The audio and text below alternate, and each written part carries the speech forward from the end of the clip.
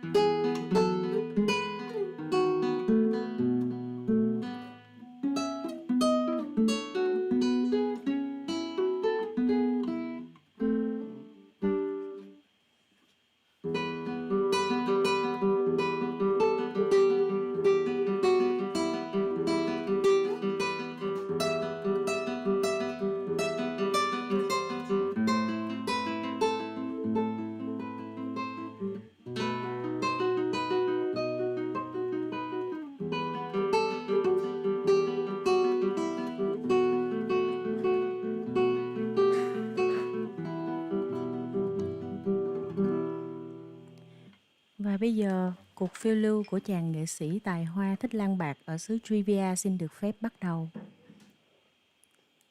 Chương 2.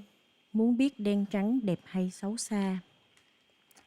Đây là câu chuyện hư cấu dựa trên cuộc đời tựa như cổ tích của chàng nghệ sĩ tài hoa thích lang thang đó đây. Ở trong chương trước, chúng ta đã biết chàng nghệ sĩ đã dừng chân tại ngôi làng nhỏ cách kinh đô xứ Trivia 3 ngày đường. Ở đây, chàng được dân làng chào đón nồng hậu vì tài năng và sự thân thiện của chàng. Cũng vì lẽ đó mà trưởng làng đã mời chàng ở lại để làm thầy dạy nhạc cho dân làng, cũng như đứa con gái quý báu của ông. Chàng nghệ sĩ cũng đã ký vào bản giao kèo, mà không hề biết rằng từ đây, sóng gió sẽ đến với chàng.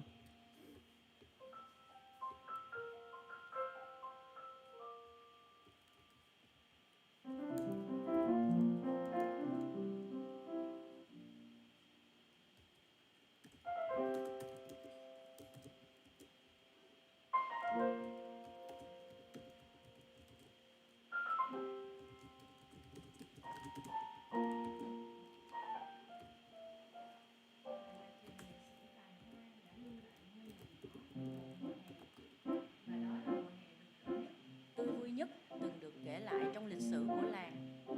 Dân làng cũng đã dần quen hơn với những âm thanh đàn hát phát ra từ ngôi nhà gỗ ở sân sau của trưởng làng. Đây là nơi chàng nghệ sĩ tài hoa trú tạm và làm việc. Sự có mặt của chàng nghệ sĩ khiến ngôi làng dường như có lễ hội mỗi ngày. Từ bác nông dân, anh thợ săn, người thợ bánh hay chị thợ may, và đến mấy gã ở quán rượu cũng đều vui vẻ hát đi hát lại những khúc ca do chàng nghệ sĩ sáng tác. Chàng nghệ sĩ cũng lấy làm vui lòng lắm vì chàng có thể chia sẻ những gì chàng biết về âm nhạc cho ngôi làng. Cứ mỗi cuối tuần lại có những người dân dễ mến đến và cùng ca hát nhảy múa với chàng đến tận khuya.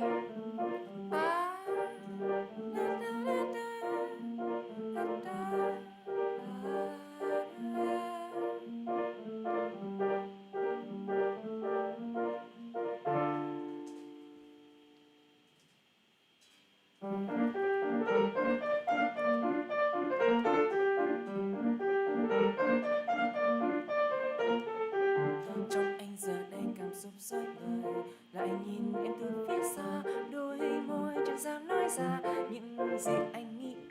Bên em giờ đây đã có bóng ai, chẳng cần đi đến đúng sai, nghĩ về em có đói hoài để anh mệt nhòi. Ngày trôi lãng phí chẳng theo lý trí, con tim anh còn điều vì lý mộng mơ biết mây chẳng thể nắm tay. Chạy nhanh đến gặp em anh nói xa như được em ôm, chẳng biết yêu thế nào Nào cảm xúc anh dần trào. Chào Chỉ muốn em lại hôn anh, sẽ chẳng quên bóng hình anh chỉ cho riêng mình. Anh đã yêu em rồi đấy, đây anh đã yêu em rồi đấy, đây anh đã yêu em rồi đấy, đây chiếc mong được đến bên em. Anh đã yêu em rồi đấy, đây anh đã yêu em rồi đấy, đây anh đã yêu em rồi đấy, đây chiếc mong được đến bên em.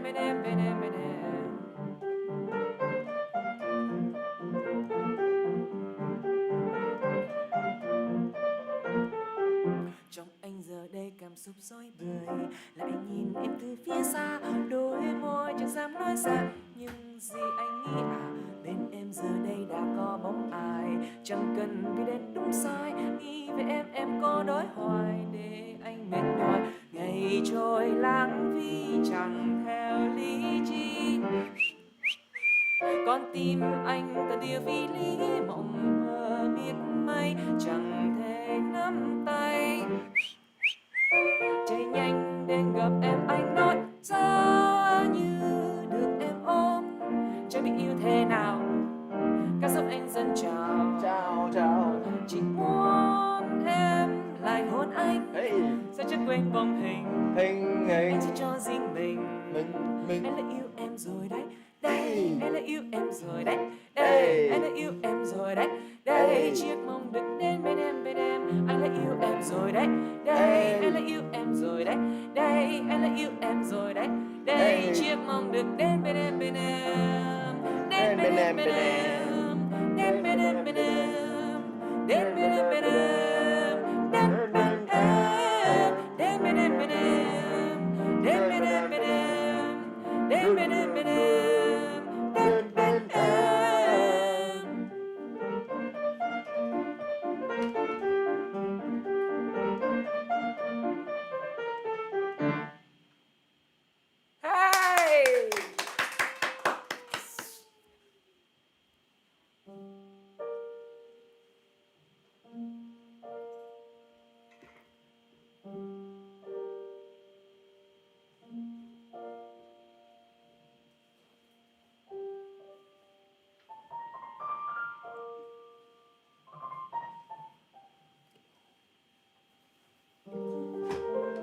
Và đó là không khí của ngôi làng nhỏ cách Trivia 3 ngày đường những ngày gần đây. Bạn biết không, mà ai cũng vui khi chàng nghệ sĩ ở ngôi làng nhỏ này. Mỗi ngày, từ khi bình minh đến lúc hoàng hôn, chàng nghệ sĩ sẽ dạy nhạc cho đứa con gái quý báu của trưởng làng. Và những lúc đó, bạn chớ có dại mà gây huyên náo nhé. Trưởng làng sẽ rất nghiêm khắc trừng phạt bất kỳ ai quấy nhiễu quá trình tập luyện của con gái ông. Lúc nào, ông ta cũng nhắc về sự quan trọng của kỳ thi tuyển nghệ sĩ cho Viện Nghệ thuật Hoàng gia và việc con gái của ông có thể mang đến vinh quang cho làng ra sao. Thi thoảng, có một vài đứa trẻ ở làng cũng mon men đến gần ngôi nhà gỗ để có thể nghe được chàng nghệ sĩ chơi nhạc. Nhưng mà lần nào chúng cũng bị trưởng làng đuổi đi. Ê, mấy cái đứa tinh ranh kia, đừng có mà làm sao nhạc chàng nghệ sĩ và con gái ta luyện tập nghe. Dạ, thưa ngài, chúng con chỉ muốn nghe nhạc thôi à. Chúng con xin thề sẽ không tạo ra bất kỳ tiếng động nào. Không được. Các ngươi nhìn bộ quần áo rách rưởi với mùi bốc ra từ người mình đi kìa. Ê, những thứ này sẽ không khiến con gái ta giật mình và không cất nổi giọng hát. Ta phải thay mặt làng. Còn ta phải thay mặt làng này thi vào Viện Nghệ thuật Hoàng gia ở Kinh Đô đó. Một nơi mà có khi cả đời tụi bay cũng có cơ hội mà mơ tới. Đừng có mơ. Thôi, đừng tới đây nữa. Đi, vô rừng mà chơi. Thật là tội nghiệp mấy đứa trẻ. Chúng lủi thủi ra về trong một sự hài lòng của trưởng làng. Tất nhiên là những lời ấy đã bị chàng nghệ sĩ nghe thấy mất rồi. Và với một trái tim nhân hậu luôn thích chia sẻ âm nhạc cho mọi người, chàng không cảm thấy thoải mái với những gì đã được nghe. Xin trưởng làng đừng nói với các em ấy như vậy. Nếu có điều gì đó tôi có thể chắc chắn thì các vị thần thơ ca sẽ luôn mong âm nhạc ngập tràn khắp thế gian này. Tôi không thấy sự khác biệt giữa con gái của ông cũng như những đứa trẻ kia, bởi vì tất cả đều có những trái tim biết rung động với âm nhạc. Lần tới, xin ông cứ để các em ấy và những người khác đến chơi nhé. Chàng nghệ sĩ ơi, chàng từ nơi khác đến không thể nào hiểu được cuộc thi ở Viện âm nhạc Hoàng gia khó khăn đến độ nào đâu. Chàng coi, sự trivia rộng lớn thì chỉ biết bao nhiêu là ngôi làng, mà biết bao nhiêu ngôi làng thì bấy nhiêu người đại diện đến kinh đô ứng thí. Vậy mà chỉ có thể chọn ra một vài người xuất sắc từ trong số đó mà thôi. Cậu không thể nào hiểu được gánh nặng đang đè nặng lên tâm trí ta không? Vinh quang của cái làng này đều trông chờ vào đứa con gái quý báu mà ta đã dày công chuẩn bị cho hắn trở thành ca sĩ vĩ đại nhất xứ trivia này. Vì vậy mà chàng hãy làm việc cần làm nhé. Rồi mọi sự đâu sẽ vào đấy khi mà chàng làm đúng theo giáo kèo của mình nghe. Thật là xin lỗi trưởng làng vì người dẫn chuyện đã viết nên những câu văn thật là dài. Và chưa chờ chàng nghệ sĩ hồi đáp, trưởng làng đã lập tức hào hứng quay sang đứa con gái bé bỏng của mình. Con gái, cho ta coi con là luyện tập tại đâu rồi?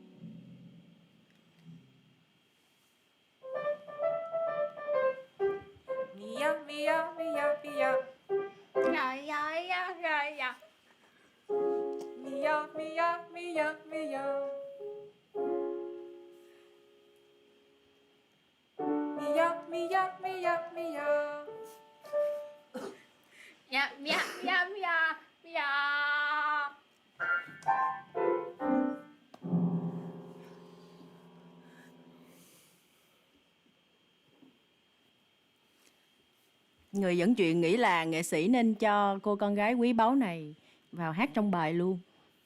để bảo đảm sức khỏe tim mạch của nghệ sĩ.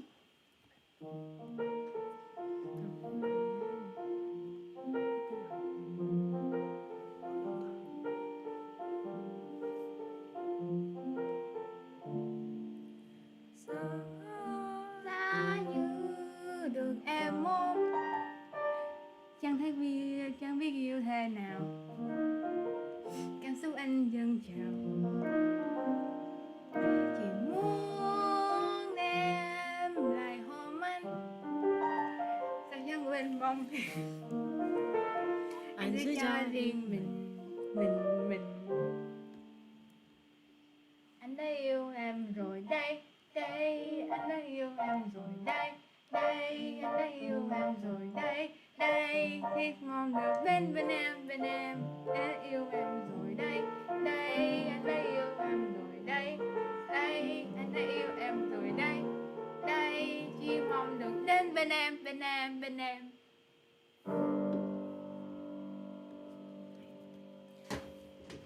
Trời con tôi, trời ơi.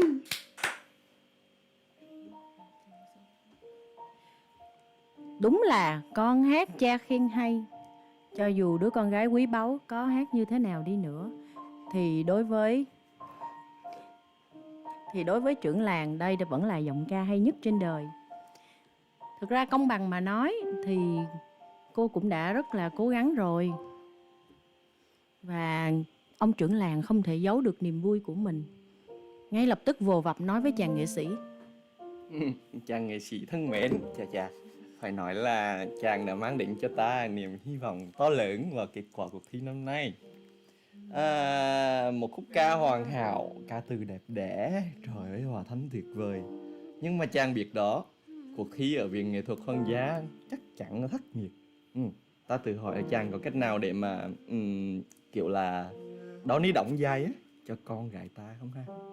Ý ta là nếu có cách nào đó chàng có thể làm, ví dụ như là đang chậm hơn một chút, bớt đi mấy cái nốt khó rồi, bớt một chút thôi, thì ta chắc là giọng của con gái ta sẽ được nổi bật hơn, phải không ta? Tôi sẽ suy nghĩ cho chuyện này, chàng nghệ sĩ đáp. Như thế này thì sao nhỉ?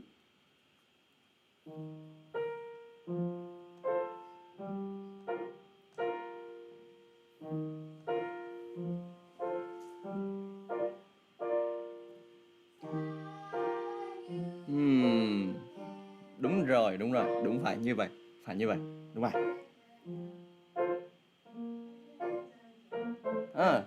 Vậy thôi mới phù hợp với giọng con gái ta. Với cách này thì con gái ta sẽ là danh ca vĩ đại nhất xứ trivia này rồi. Hẳn cô con gái quý báu của trưởng làng đã quá quen với những lời khen tặng đến từ cha mình, nên cô ta không quá vui vẻ, chỉ hờ hững ậm vài tiếng. Những gì cô nàng quan tâm là tiệc trà chiều nay sẽ có món gì, và những tiểu thư khác sẽ mang những chuyện phím nào đến nói chuyện với cô ta mà thôi.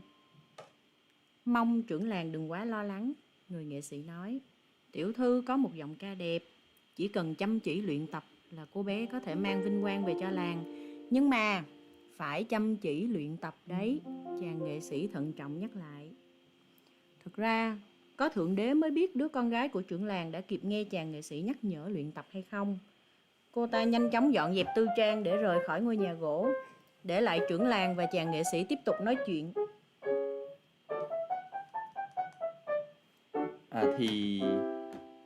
Chàng nghệ sĩ à, cậu biết đó, tài năng thiên phú của cậu á đã được cơn gió mang đi xa, mà giờ thì không chỉ ngôi làng này mà những ngôi làng xung quanh cũng biết về cậu.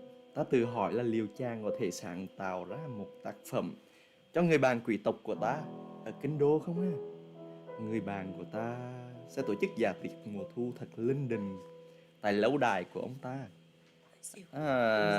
Nếu có thể có cơ may nào đó âm nhạc của cậu được tấu lên thì quả là diễm phúc của bạn ta và cho cả ta nữa. Tất nhiên là chàng có thể quyết định hỡi chàng nghệ sĩ tài hoa, nhưng mà sẽ tuyệt vời làm sao, và ta cũng sẽ rất là vui sướng biết mấy nếu mà chàng nhận lời.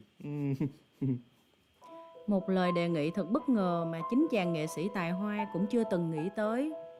Đó là sáng tác cho một ai đó chứ không phải cho chính mình.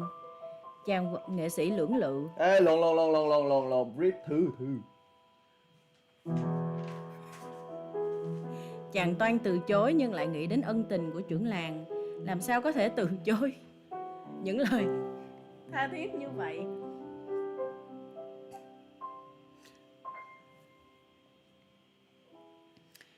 Và đây là nội dung bức thư mà người bạn quý tộc của trưởng làng đã gửi. Trưởng làng thân mến, bạn hiền của ta tự hỏi liệu đức hạnh của mình có điều chi thiếu sót, mà sao Thượng Đế lại không để chàng nghệ sĩ tài hoa đến kinh đô, mà lại dừng chân ở ngôi làng của bạn. Dù sao đi nữa, ta cũng mừng cho làng của bạn vì đã được các nữ thần số phận ban phước lành.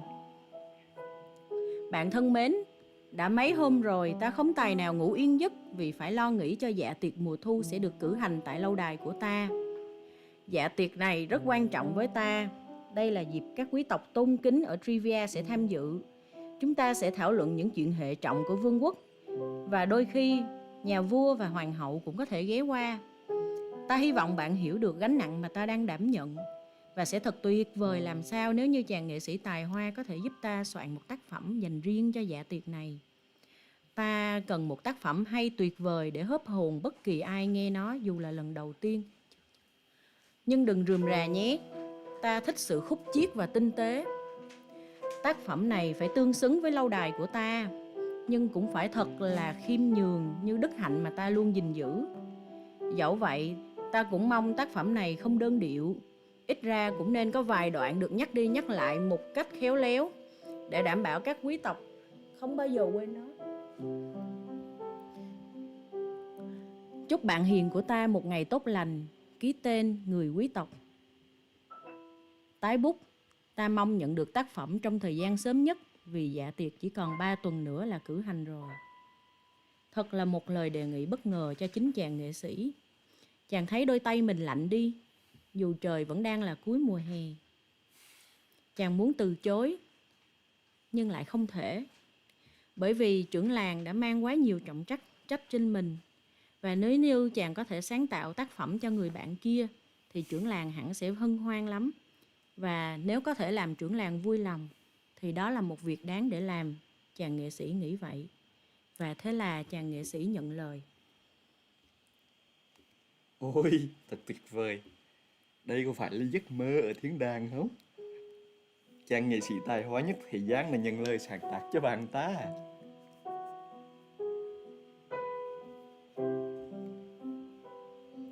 Cậu thấy thế nào hỡi chàng nghệ sĩ? Tất cả là với tài năng của cậu thì đây chỉ là chuyện đơn giản thôi mà. Có phải vậy không à? Nhớ là phải hợp hồn, không rườm rà và tinh tế. Chúng ta còn chưa đầy 3 tuần để mà hoàn thành tác phẩm nữa nha. Khoan, chờ đã, chàng nghệ sĩ. Chờ đã, hớp hồn, không rườm rà và tinh tế là như thế nào vậy? Chàng nghệ sĩ đọc đi đọc lại bức thư rồi hỏi.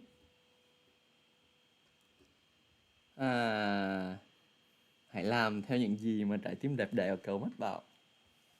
Ta cho là bạn của ta sẽ vui lòng với bất kỳ tác phẩm nào đến từ chàng mà. Tôi sẽ cố gắng, chàng nghệ sĩ đáp khẽ. Nhưng mà dường như chàng đã nén một tiếng thở dài nào đó.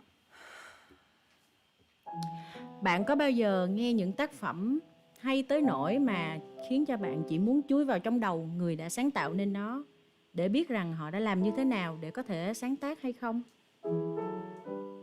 Hãy cùng người kể chuyện chui vào đầu anh nghệ sĩ tài hoa và xem anh ấy sẽ sáng tác hay hòa thanh cho người quý tộc này như thế nào nhé.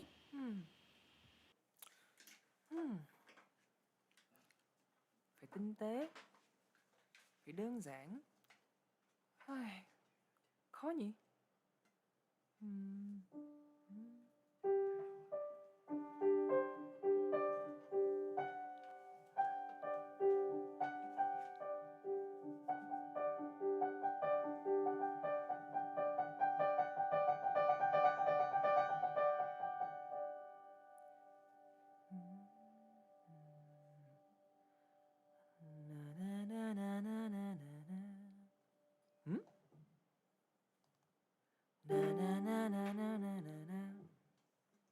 Na na na na na na na.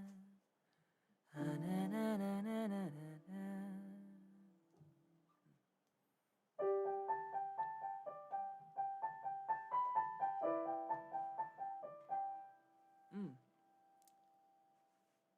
Còn thiếu thiếu gì đó? Hay là thêm một chút guitar nhỉ?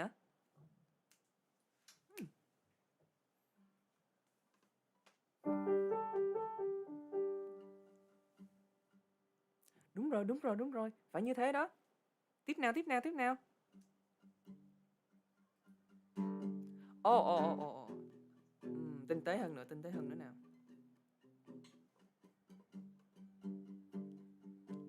À.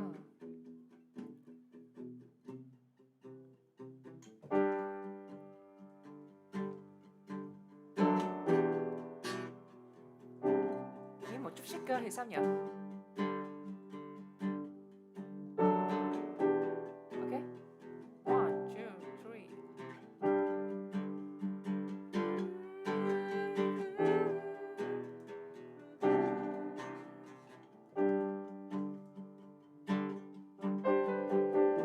Chắc thêm một cái percussion nhỉ?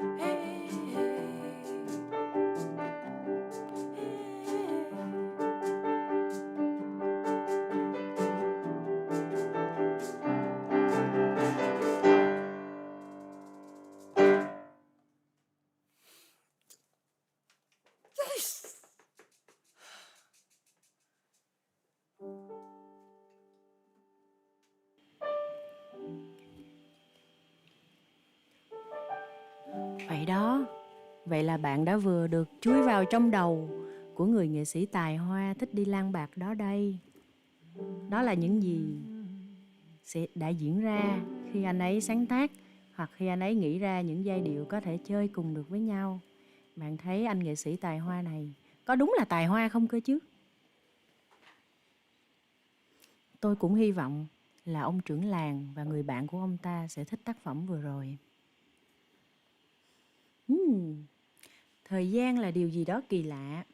Đến khi ta nhìn hàng cây trúc lá, cảm thấy những luồng se lạnh trong không khí, thì mùa thu đã đến từ lúc nào rồi? Giữa những ngày giao mùa ấy, lòng chàng nghệ sĩ tài hoa cũng ngổn ngang vì nỗi buồn lẫn niềm vui. Chàng có chút luyến tiếc với ngôi làng dễ thương, nhưng cũng hân hoan khi thời hạn của giao kèo đã sắp đến hồi kết. Dù sống đời lang bạc đã lâu, nhưng trước mỗi lần chia tay, chàng nghệ sĩ vẫn không khỏi cảm thấy bình rịnh xao xuyến. Ai bảo chàng là người nghệ sĩ có trái tim thổn thức. Dân làng đã bắt đầu thu hoạch để kịp cất trữ lương thực cho mùa đông lạnh giá. Ai nấy vui vẻ vì năm nay quá chừng bội thu. Chắc là nữ thần mùa màng đã ghé qua làng chúng ta đấy. Biết đâu bà ta cũng thích nghe chàng nghệ sĩ hát như chúng ta nhỉ? Phải. Những người làng khác hưởng âm nhạc của chàng ấy có thể động lòng các vị thần. Ái chà, nhưng mà mùa thu đã sắp đến rồi. Theo như lần trước trưởng làng nói thì chúng ta sắp phải chào tạm biệt chàng ấy. Giá mà chàng có thể ở lại đây với chúng ta mãi mãi nhỉ? Biết làm sao được, chàng ấy là những người thích lang bạc mà. Rồi chàng sẽ đem những câu chuyện làm mình đến những nơi chốn khác và kể lại thôi. Đúng rồi, đừng ủ rũ nữa. Chẳng phải chúng ta đã có một mùa hè rất là vui với chàng nghệ sĩ đó sao? Dù sao thì chàng nghệ sĩ cũng sẽ tham gia lễ hội mùa thu với chúng ta. Và ngày hôm đó, hãy nhảy múa thật vui. Đúng rồi, chúng ta sẽ hát thật vui, nhảy thật nhiều và uống thật say nữa, kha.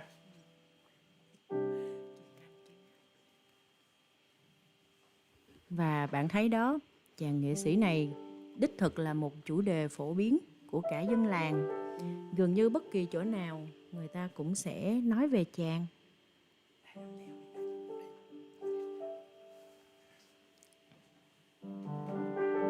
Càng gần đến lễ hội mùa thu, mặt trăng lại càng tròn.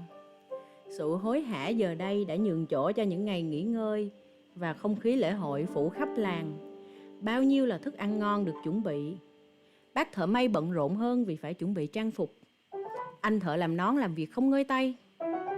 Và chàng nghệ sĩ thì đã chuẩn bị xong tiết mục của mình để tham dự lễ hội. Chàng đã đàn hát không ngơi nghỉ trong đêm hội mùa thu ấy. Và như mọi lần, già trẻ gái trai của làng đều hát hò nhảy múa đến tận khuya. Dường như ai cũng muốn trở thành câu chuyện trong túi thơ của chàng nghệ sĩ tài hoa.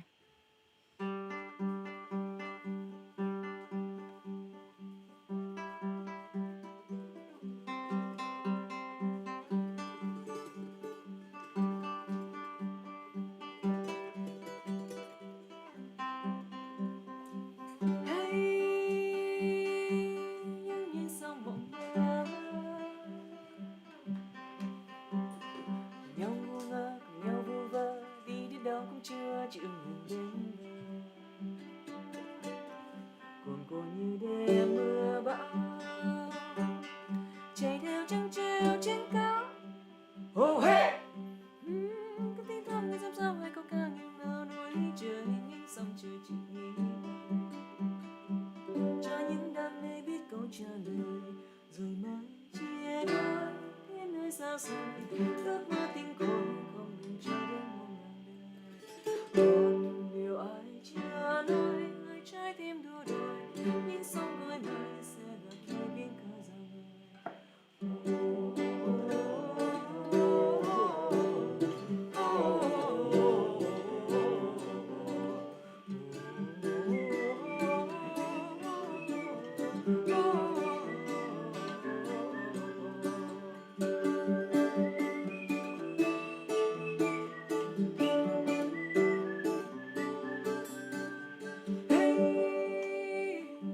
Những ai thích cùng đi khi an yên, khi lên tin, đi đến đâu cũng cho núi rừng ngã nghiêng. Cuồng cuồng như đêm mưa bão, chạy theo trăng treo trên cao. Oh hey! Cái tiếng thầm dâm sao hay câu ca ngày hôm nào núi trời, những sông trời chịu nghĩ lời, cho những đam mê biết câu trả lời, rồi mới chia đôi đến nơi xa xôi. Ước mơ tình tôi không ngừng đến muôn ngàn đời. Còn điều ai chưa nói, người trái tim đua đòi, những sóng gọi mời sẽ gặp nơi tiếng cười giao người.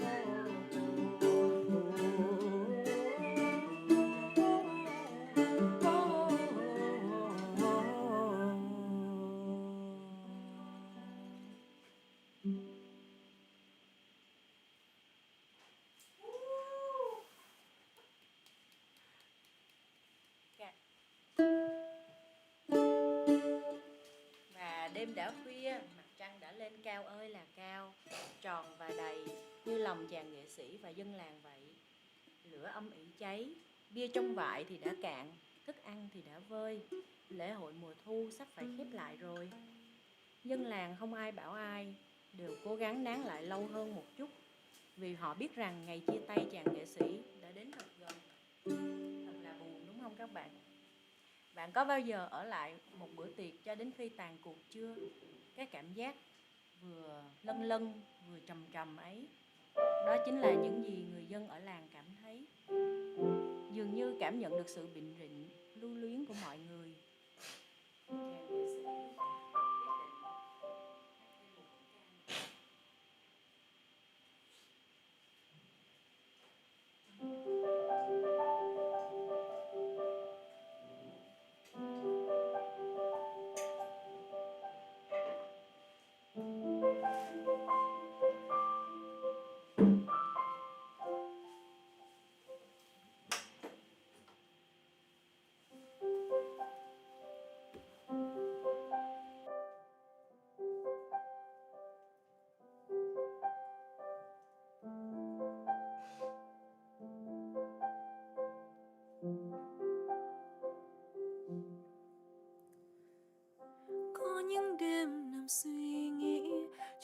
chuyện ta tha ngày cứ vô vị.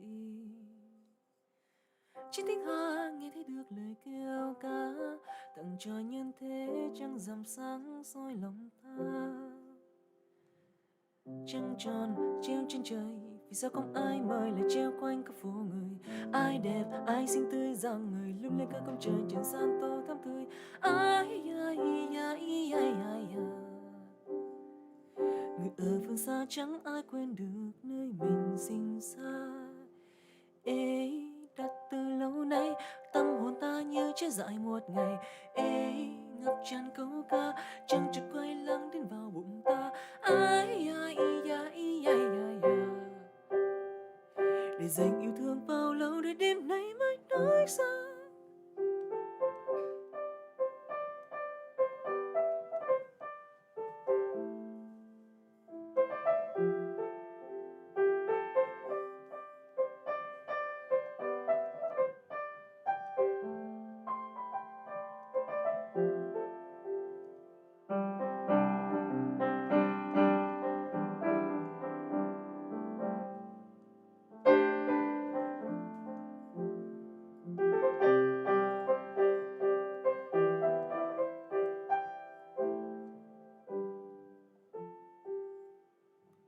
Tôi nhớ nhà, dù đi đi rất xa,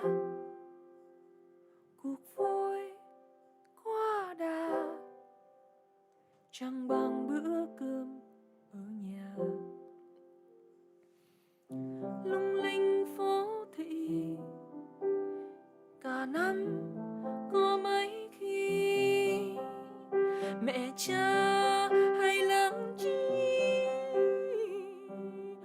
thôi hãy về đi.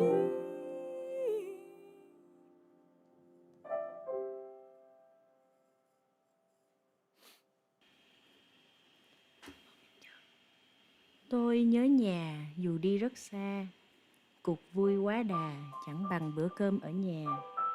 Mới lúc nãy lễ hội vẫn còn dùng dằng chưa muốn kết thúc, mà bây giờ nghe chàng nghệ sĩ hát mấy câu tâm tình, ai nấy cũng mũi lòng muốn về nhà rồi. Không biết là với người thích lang bạc đó đây như chàng nghệ sĩ thì nhà ở đâu nhỉ? Ai sẽ là người chờ đợi chàng với những bữa ăn ấm nóng mỗi khi chàng trở về? Mọi người cùng nhau thu dọn những gì còn sót lại sau lễ hội. Mấy đứa bé đến nắm tay chàng nghệ sĩ. Mấy cụ ông cụ bà cười với chàng trước khi rời đi. Mấy cô nàng thẹn thùng gửi tặng chàng những nhành hoa thay cho lời chào.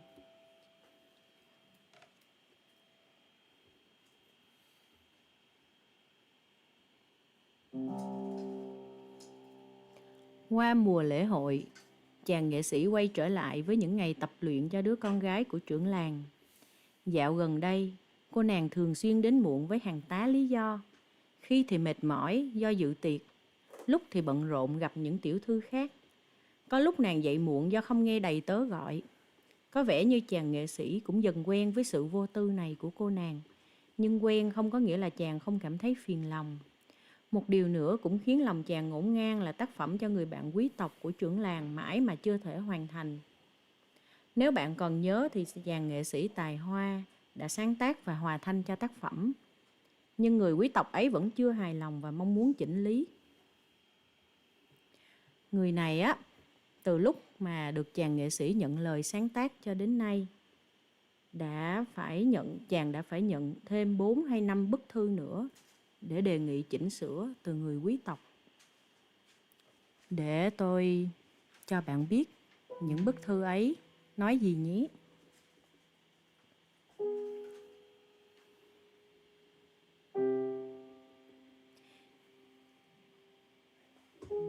Những bức thư này hết đòi thay đổi điều này, lại muốn chỉnh lý cái khác. Lúc thì muốn tinh tế hơn, lúc lại muốn rườm rà hơn. Khi đã nghe rất nhiều phiên bản khác nhau thì lại đòi quay về phiên bản đầu tiên. Chàng nghệ sĩ thực sự rã rời với những lần vị quý tộc này muốn thêm thứ này bớt thứ nọ trong tác phẩm của chàng. Ồ, nhưng giờ đây đâu phải là tác phẩm của chàng nữa. Không biết tự khi nào Nó đã trở thành một món hàng hóa mà người ta cứ thoải mái nhào nặn. Rồi chàng nghe thấy tiếng bước chân rạo đến gần ngôi nhà gỗ. Chúc một ngày tốt lành chàng nghệ sĩ tài hoa. Ta nghe nói chàng hát rất nhiều trong đêm lễ hội mùa thu. Chắc là chàng vẫn chưa khỏe, nhưng mà ta mang đến cho chàng một ít mật ong đây. Đâu rồi ta? Đây. Ta cũng lại mang đến thư phúc đáp từ người bạn quý của ta về tác phẩm, để ta đọc cho chàng nghe nha. Chào chàng nghệ sĩ ở ngôi làng nhỏ cách Trivia 3 ngày đường. Ta đã nhận được tác phẩm mà chàng đã dựa theo gợi ý của ta để chỉnh lý, và dàn nhạc trong lâu đài của ta đã tấu nó cho ta nghe. Tác phẩm hay tuyệt. Chàng nghệ sĩ thân mến, hệt như trong tỷ trí ta tưởng tượng, chỉ có chàng mới có thể hoàn thiện ý tưởng của ta. Tuy nhiên, ta phải nói là tác phẩm này vẫn cần một chút gì đó lôi cuốn hơn. Ví dụ như là chàng có thể thêm một vài nhịp điệu nào đó để cho những người bạn quý tộc của ta có thể khiêu vũ được không? Ta tin việc này sẽ dễ dàng mà với chàng, đúng không? Còn nữa, ta không thích tiếng kèn đồng. Ôi, những âm thanh chói tai đến lạ kỳ. Chàng bỏ kèn đồng ra khỏi khúc ca ấy nhé. Ta tin là chàng có thể nương theo những nhận xét chân thành của ta để thay đổi. Và hãy sớm gửi lại cho ta, vì lễ hội này đến rất gần rồi. Ta chúc chàng khỏe, và ta thật nóng lòng muốn thưởng thức tác phẩm mà chàng mang lại. Ký tên, người quý tộc. Tái bút. Nếu hoàn thành tốt tác phẩm này, ta tin chắc là ta có thể giúp giới thiệu chàng đến những quý tộc khác ở khắp Trivia và những quốc gia láng giềng. Cậu không biết được sự nổi tiếng có thể mang lại cho mình những lợi ích to lớn như thế nào đâu, hỡi chàng trai trẻ. Vậy đó là bức thư. Thứ mấy rồi chàng nghệ sĩ cũng không còn nhớ nữa. Chàng nghệ sĩ nén tiếng thở dài vì không muốn tỏ ra bất lịch sự với trưởng làng và bạn ông ấy. Chàng thấy đôi tay mình như lạnh đi, trong lòng nôn nao khó tả. Hình như có điều gì đó không đúng ở đây rồi. Ông trưởng làng, tôi hy vọng đây sẽ là lần cuối cùng mà mình phải thay đổi tác phẩm của vị quý tộc bạn ông mong muốn. Tôi cảm thấy tác phẩm như vụt khỏi tay mình vậy. Xin ông hãy bảo đảm đây là lần cuối nhé. Cái chuyện này thì ta không dám hứa trước, vì quả thật thì ta cũng rất khó xử. Ông ta là bạn rất thân của ta, lại là người quyền quý oai nghi ở kinh đô. Thôi thì chàng hãy cố gắng lần này nữa thôi. Ta sẽ dùng mọi cách để thuyết phục ông ấy ha. Cảm ơn ông. Chàng nghệ sĩ trả lời ráo hoảnh và quay người qua bàn làm việc. Dường như chàng không muốn tiếp tục trò chuyện với trưởng làng. Trưởng làng rón rén rời đi. Hắn biết chàng nghệ sĩ không vui lòng với những chuyện xảy ra gần đây, nhưng hắn đã nhận một khoản hậu hĩnh từ người bạn quý tộc kia. Và hơn nữa, con người cao cao tại thượng đó rất có thể sẽ hữu dụng cho sự nghiệp của con gái quý báu, nên hắn phải làm mọi cách để làm vừa lòng người bạn này. Mà chàng nghệ sĩ cũng thật là, sao lại làm khó hắn như vậy chứ? Chàng tài năng như vậy, dùng một chút thôi mà sao phải phản ứng gay gắt như vậy? Trưởng làng tặc lưỡi, vừa đi vừa nghĩ đến ngày con gái của hắn trở thành danh ca. Khi mà con gái quý báu trở thành danh ca rồi, thiên hạ sẽ tìm đến hắn nhờ vả, chứ hắn không cần phải chạy vậy như bây giờ nữa. Ý nghĩ đó làm hắn thấy vui, tay chân cũng theo đó mà đung đưa theo nhịp. Chúng ta hãy trở lại với ngôi nhà gỗ nơi anh nghệ sĩ vẫn còn đang vất vả với tác phẩm của mình nhé. Không còn là tác phẩm của anh ấy nữa. Trong ngôi nhà gỗ, chàng nghệ sĩ cô đơn đang tiếp tục chỉnh lý khúc ca mà chàng không còn cảm thấy quen thuộc. Từng chữ nhạc gỡ ra, lắp lại, từng dòng hòa thanh phải thay đổi một cách vô lý, khiến lòng ngực chàng có gì đó nặng nề. Nhiều lần, chàng đưa tay lên xoa trái tim như tự vỗ về chính mình. Môi chàng thì thầm mấy lời cầu nguyện để có thể vượt qua những tháng ngày này. Chàng nhớ tha thiết những ngày lang bạc muôn phương, gió trăng là nhà, muôn thú cỏ cây là bạn và âm nhạc thì luôn rộn ràng trong tim. Tại sao vậy nhỉ? Tại sao lại thấy đau lòng như vậy? Chàng nghệ sĩ khẽ hỏi mình.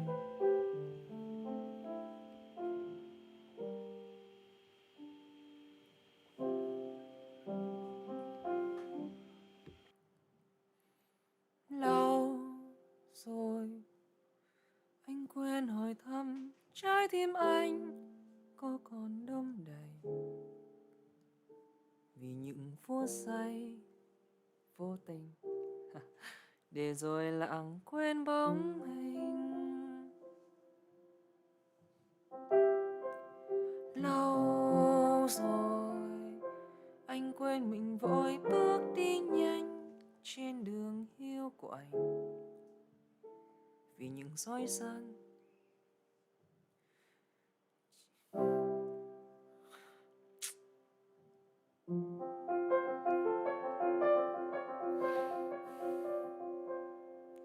trái tim ơi, tổn thức bao lâu nhưng câu ngỏ lời.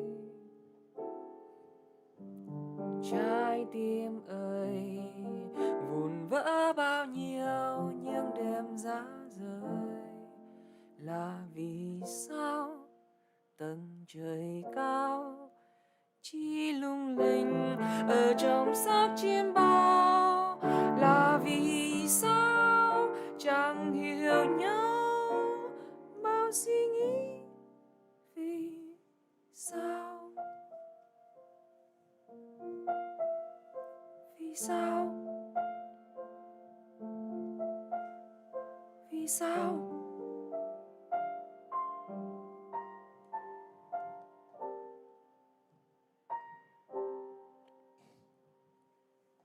Lâu rồi ta không gặp nhau đã bao năm, xa một mối tình, rằng đừng cố mơ nhưng đời nhiều khi luôn bất ngờ.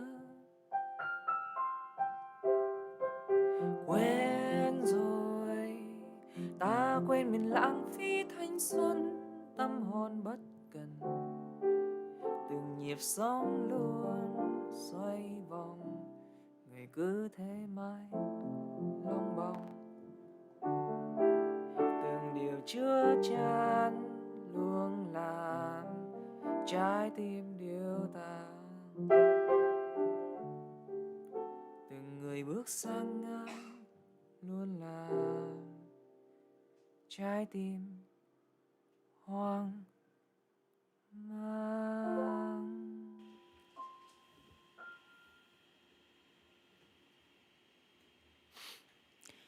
Sao tôi cứ thấy không quen với hình ảnh của chàng nghệ sĩ tài hoa buồn bã như vậy nhỉ? Tôi muốn được nhìn thấy lại chàng nghệ sĩ vui vẻ ở đầu câu chuyện.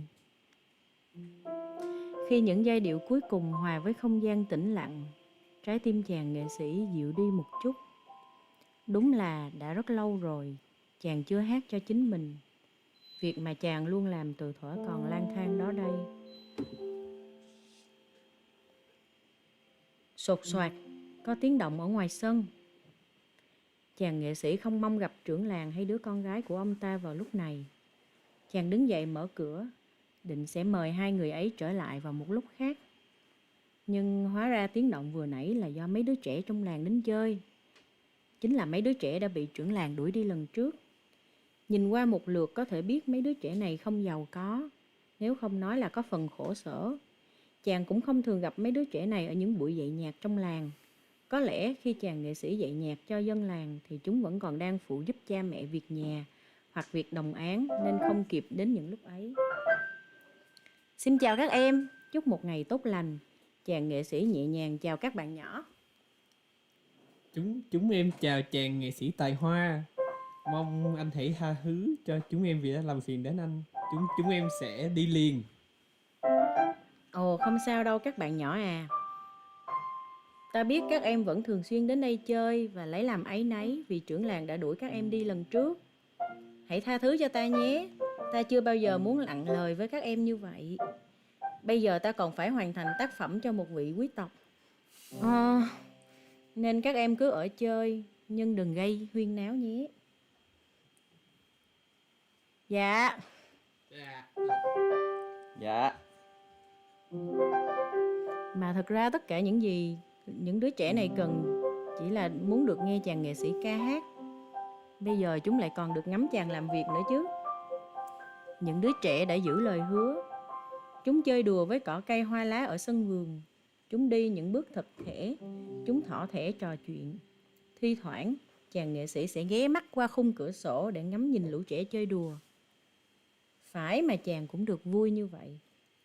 Không biết có phải vì sự xuất hiện của những đứa trẻ hồn nhiên này hay không mà chàng nghệ sĩ đã có cảm hứng để có thể tiếp tục công việc của mình. Chàng gác bút lên cho ráo mực, sắp xếp lại bản nhạc đã hoàn thành, rồi bước ra sân. Ta đã xong việc rồi đây, cảm ơn các em đã đến chơi. Hoan hô, anh thật là giỏi. Chắc chắn đó là một khúc ca hay ơi là hay rồi.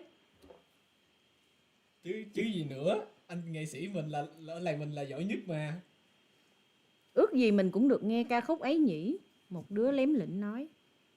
Thực ra thì cả lũ đã dương những đôi mắt long lanh, giống như là mắt mèo vậy đó các bạn, về phía chàng nghệ sĩ như muốn năn nỉ.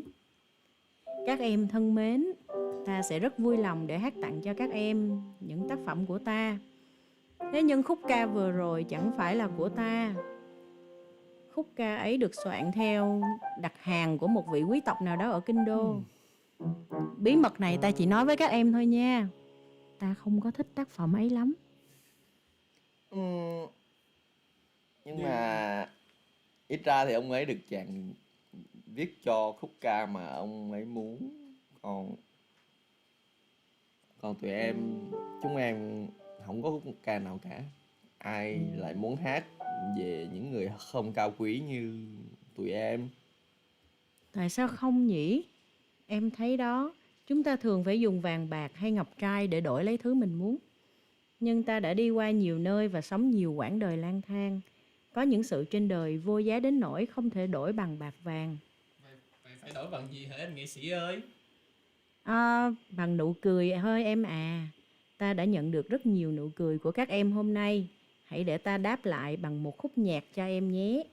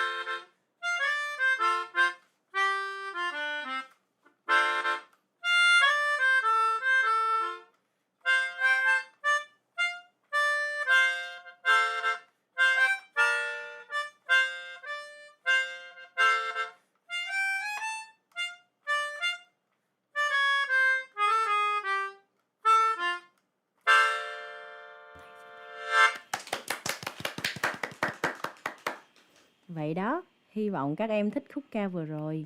Chàng nghệ sĩ chào các bạn bằng nụ cười nồng hậu nhất.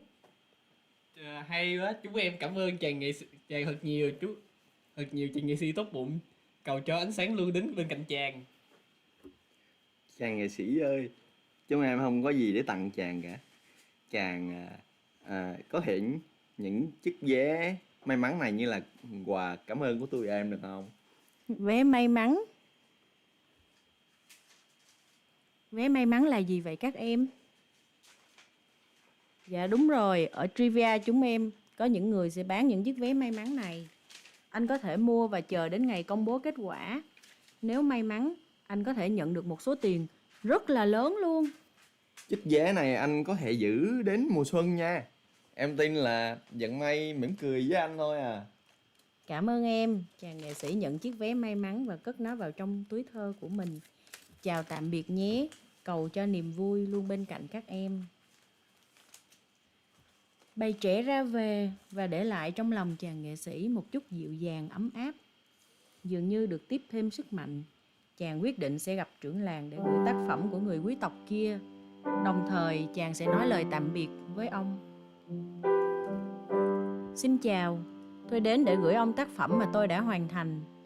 Xin hãy lưu ý, bằng tất cả sự tôn trọng của tôi, đây sẽ là lần cuối cùng tôi làm những việc này cho bạn của ông. Dù sao thì tôi cũng sẽ rời khỏi làng trong ít hôm nữa vì đã hết hạn giao kèo. Chàng nghệ sĩ tài hoa nói rõ từng tiếng. Ồ, khoan đã. Chàng vừa nói cái gì cơ? Hết hàng giao kèo á hả? Đúng thế, ông đã nói như vậy vào ngày đầu tiên khi tôi đến làng, rằng tôi sẽ dạy nhạc cho mọi người và tập luyện cho con gái ông đến hết mùa thu.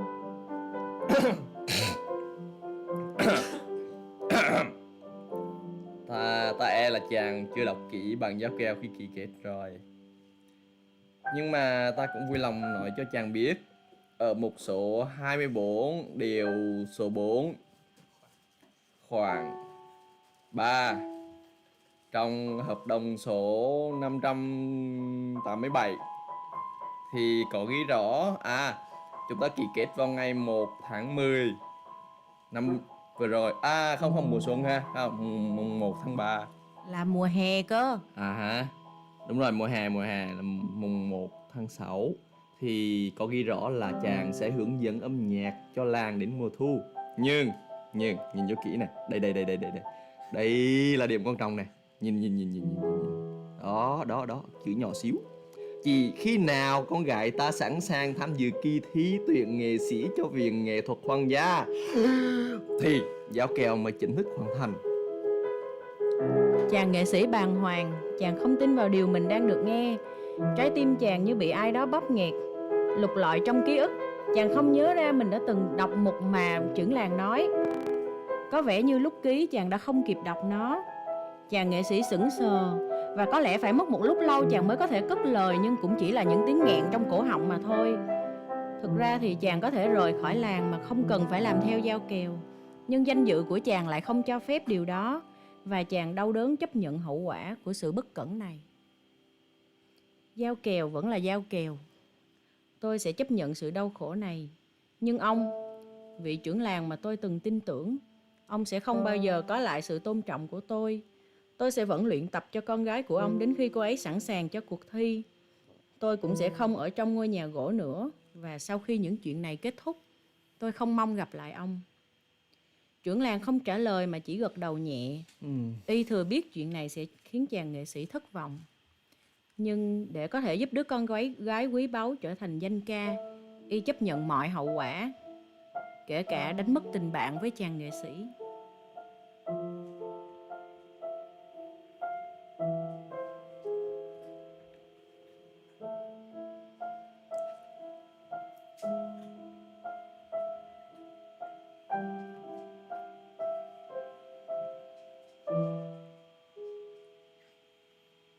Tội nghiệp chàng nghệ sĩ tài hoa. Trong ánh nắng hắt hiu của mùa thu, bóng lưng chàng điều hiu đi về phía ngôi nhà gỗ. Chàng thu dọn đồ đạc. Chàng đến với một tay nải hành lý.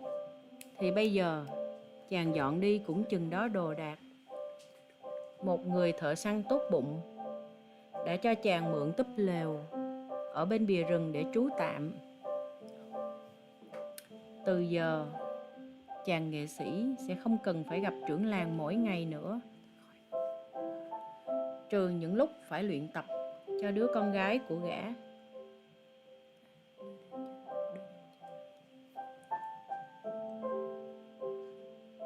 Vậy là bây giờ chàng nghệ sĩ đã ở bìa rừng rồi đó các bạn, trong một túp lều tạm mà anh thợ săn tốt bụng đã cho chàng mượn. Một tối ở bìa rừng, chàng nghệ sĩ ngước lên nhìn trời cao. Mỗi khi buồn, chàng sẽ hay trò chuyện với những vì sao, những ánh sáng không tắt ấy như đang chỉ hướng cho chàng. Lần này chàng cũng nhìn sao, nhìn qua đông qua tây, ánh sáng vẫn ở đó, nhưng trong lòng chàng sao mà âm u quá đi. Chuyện gì là thật, chuyện gì trông có vẻ là thật, đôi khi không biết phải hỏi ai. Chàng chỉ có trái tim và âm nhạc làm bạn đồng hành mà thôi.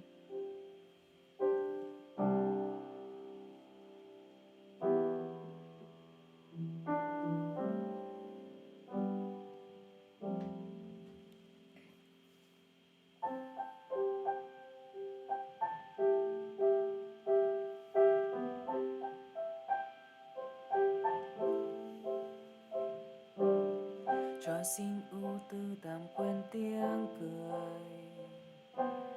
tôi ngu ngơ vài câu hỏi người. Mai đây heo úa mẹ người có quên tên người, cất tiếng u ớ mặt thì cứ lơ mơ. Bao nhiêu lâu nay dọc ngang giữa trời, nhưng sao hôm nay chẳng dám cãi lời. Đưa bê mê máu trở về chính trong tôi. Nhớ lúc khóc lóc mẹ lại phải đừng nói, đến khi nghe hỏi ai. Vậy đây ngẩn ngơ buồn lắm thay, lòng loay hoay, giọt nước mắt cay thèm tiếng la dày ngay.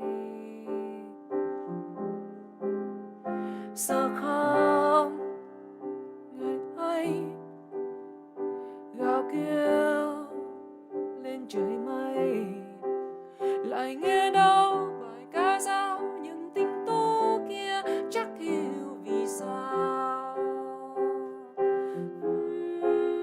Này vầng trăng mây lừa dối, chỉ lời ru mới thật thôi.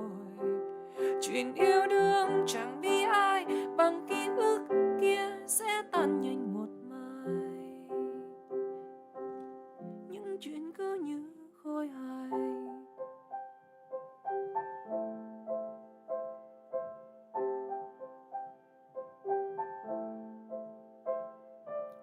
Cho xin ưu tư tạm quên tiếng cười, cho tôi ngu ngơ vài câu hỏi người. Mai đây heo úa mẹ người có quên tên người, cất tiếng u ớ mặt thì cứ lơ mơ. Bao nhiêu lâu nay dọc ngang giữa trời, nhưng sao hôm nay chẳng dám cãi lời. Đưa bê mê máu trở về chính trong tôi, chính trong tôi. Nhớ lúc khóc lóc mẹ lại phải đưa nói, đến khi nghe hỏi ai. Vậy đây ngượng ngơ buồn lắm thay, lòng lây hoay, giọt nước mắt cay thèm tiếng la dày ngấy. Sợ không ngày ấy gào kêu lên trời mây, lại nghe đâu bài ca dao những tình tố kia chắc hiểu vì sao. Này vầng trăng mây lừa dối, chỉ lời ru mới thật thôi. Chuyện yêu đương chẳng bi ai bằng ký ức kia sẽ tan gió mai. Những chuyện cứ như khôi hài.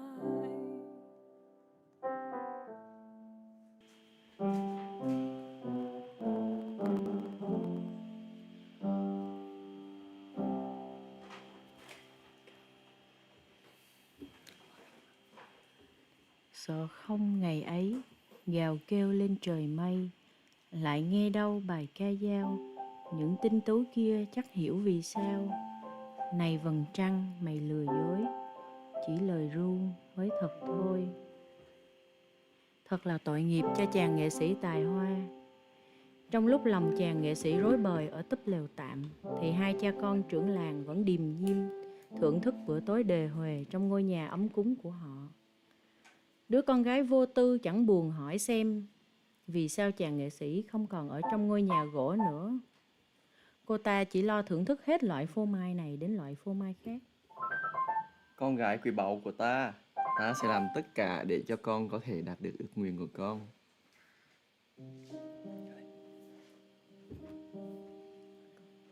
Con vẫn thấy lo lắng quá.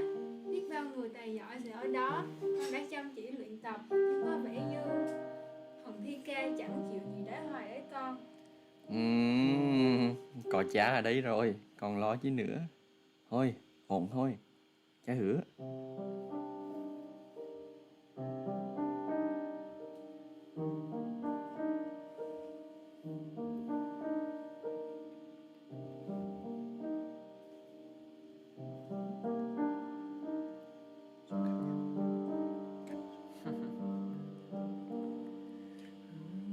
Ngàn năm qua trời đất bao la, cho cả cây trái chim thú vui cả. Chuyện Eva trong ký ức ta, không biết nên chăng đẹp hay xấu xa. Chuyện hôm nay có những đắng cay, điều đúng không phải nhất thiết phải bay. Ai hay ai khôn ngoan dối dàng đừng thở than. Trời sinh vội xin có xanh ơi, xin những cao quý ta phải ra đời. Chạy buôn ba ai lố ai lời, ai kêu ai leo rồi sẽ thánh thơi. Bàn chân ta phải đến nơi xa, chưa có sai đúng phán xét ở nhà. Quên đi những nghĩ suy có ích chi, sống cho từng giây, sống vui thân này. Cứ như gặp mây, cứ như sum vầy. Người đừng kêu la, người hãy sống phá, người đừng chấp phá nỗi đau quanh ta. Có ai còn hoài nghi sao không nói đi, lo chuyện gì.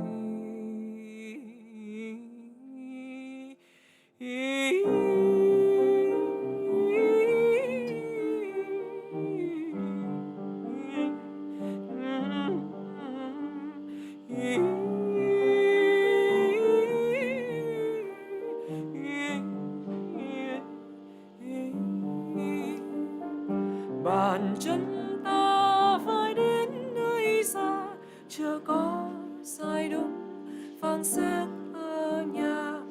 Quên đi những nghĩ suy thì vì có ích chi. Muốn biết đúng sai phơi bày thế nào, hãy đón chờ tập sau nhé. Xin chào và hẹn gặp lại. Cứ như gặp mây, cứ như sum vầy. Người đừng kêu la, người hãy sống phá, người đừng chấp phá nỗi đau quanh ta. Có ai còn hoài nghi sao không nói đi, lo chuyện gì.